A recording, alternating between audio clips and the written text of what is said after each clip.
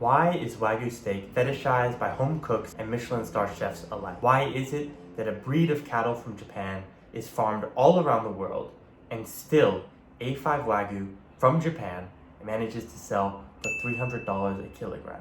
Tell me that. Welcome to my channel. I'm a chef in fine dining. I'm also an American living in France.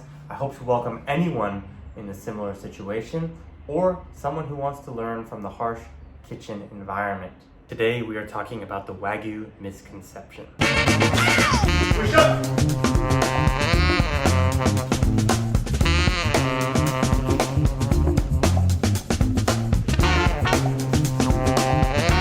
Well, first and foremost, Wagyu is a variety of beef that was bred in Japan, combining European and Japanese varieties of cattle. The cows are then fed a specific diet in order to give the iconic marbling. For me, the steak cut is actually incredibly spectacular and unique. It's an incredible variety of what we call beef. If I had to describe it to someone who's never had it, I would say it's kind of like a very fatty cut of pork, actually. And when cut thin, resembles like a guanciale of some kind, except it's still very unique in the sense that it has tenderness and a bite still. If I had to make a substitute for Wagyu, I wouldn't actually choose beef, I would choose a fatty variety of pig. But still, there's nothing quite like Wagyu. So what is the misconception? In the West, we have the tendency to put everything into a hierarchy. At the bottom is this conventional beef, and you go a little bit higher and you have grass-fed or organic beef, may you say, and at the very top, the pinnacle of a perfect feeding is the Wagyu.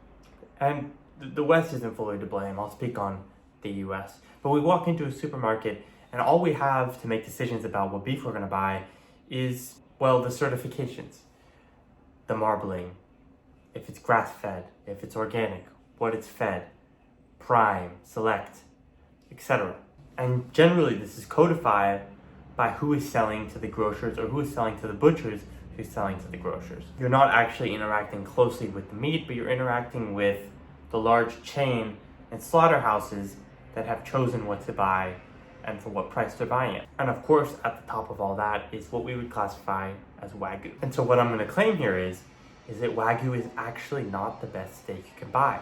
And for some people, that might be a surprise. In America, we have Snake River Farms and a bunch of Wagyu-centered beef companies, and at the highest grade, they have their highest fat marbling. And there's no doubt that fat marbling has taste and equals taste to some degree, but there's much more nuance to beef than you might expect. And I'll quote Magnus Nilsson here, who's a 2 Michelin star chef, or was a 2 Michelin star chef at Favakit. I don't have my book with me, so I'm roughly quoting him, so stick with me. A lot of restaurants ship in vacuum-sealed Wagyu, which is often frozen and many days off its prime, only to conjure it to be the best beef possible. Do you really think Japan is exporting its best Wagyu overseas? Have you tasted vacuum-sealed meat? It gets a very funky taste to it as well. And this is all true, of course. Wagyu is oftentimes vacuum sealed and shipped all over the world, and inherently you're not receiving high quality beef. Some restaurants get the whole half Wagyus or have special deals with Wagyu purveyors, and they're able to get high quality stuff. But for the most part, vacuum sealed, second grade Wagyu that just has the rating. And it's not common to see in many restaurants in Michelin that they upgrade their normal beef set into Wagyu for $100 or whatever it is. What if I told you that when I'm creating my sets or my dishes, that when I choose a beef for my set or for whatever's in the plate, I prefer other certain types of steak, whether it be an American steak or a uniquely farmed biodynamic steak that has its own characteristics. All of these things add into the differences of what would make a good beef cut. And it's needless to say, if I'm eating at home, I don't want a 1.5-inch piece thick of Wagyu.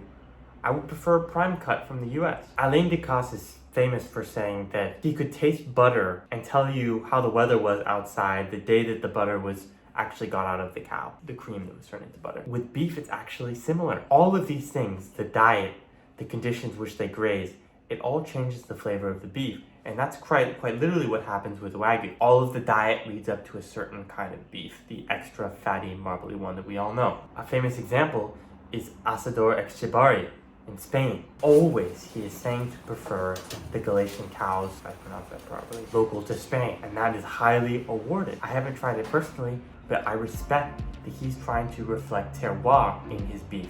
even at 3 Michelin star L'Effervescence in Tokyo, headed by Name-san. In his restaurant identity, he's trying to highlight Japanese produce. That's his whole mission. And he'll choose reindeer from Hokkaido, oftentimes over beef, and when he chooses beef, it's not actually Wagyu. That's something very interesting to me that I didn't really realize. Although Wagyu is incredibly unique and has those characteristics, a lot of chefs around the world will choose to go for local beef or other rare types of beef near their province or near their area. We have this idea that because our beef has been graded high with marbling, that's what makes a characteristic of enjoyment. As I said, no doubt Wagyu is incredibly interesting and allows you to create some interesting plate ideas and creations with it. But it is not the end-all be-all. We believe it's the end-all be-all because we've been fed this kind of information about fattiness and marbling in beef that is the end-all be-all, which of course it isn't. Just like how you would choose filet mignon or ribeye or flank or any other type of steak, brisket for different dishes, the same applies for Wagyu. Wagyu is not the end-all be-all trade-out for your beef steaks. It's much deeper than that. And you have to test the local characteristics of your own beef, or go to Asador Exibari if you can, get a reservation somehow. Taste what makes beef that has to graze mountainous regions versus plains and see how it affects the flavor. If you're looking to make incredibly elaborate sets, these are the types of things you're gonna have to take into account for. Here is exactly where lies the misconception. If you wanna find out how different every type of cattle is, you're gonna have to try high quality local beef wherever you can get it. Beef grows generally in all of these Western regions abundantly. And you don't know that you might have beef right around the corner from you. So I highly advise you to seek it out. It's gonna be expensive, so do it as a treat. But if you're interested, especially if you're a chef, to tasting the different qualities of beef, that's where you get started. As I said, all cows and all varieties, especially if they're native to the area that you're trying to buy from, they're gonna have different specialties. Just like the beef in Japan, and just like the beef in Spain, or just like the beef in Australia or the US. Although beef is native to Europe, I believe. Actually, who knows? Whether you're a home cook or working at the absolute top level, these different varieties and the differences make a difference. I would never just blindly choose Wagyu unless I was 100% sure it made sense in the dish I was creating. And just like the home cook, you might find great pleasure in beef nearby you. Thank you for watching. Let me know what else you want to see from me. I have much more ideas and videos on the way. Thank you for tuning in. Subscribe, comment, like.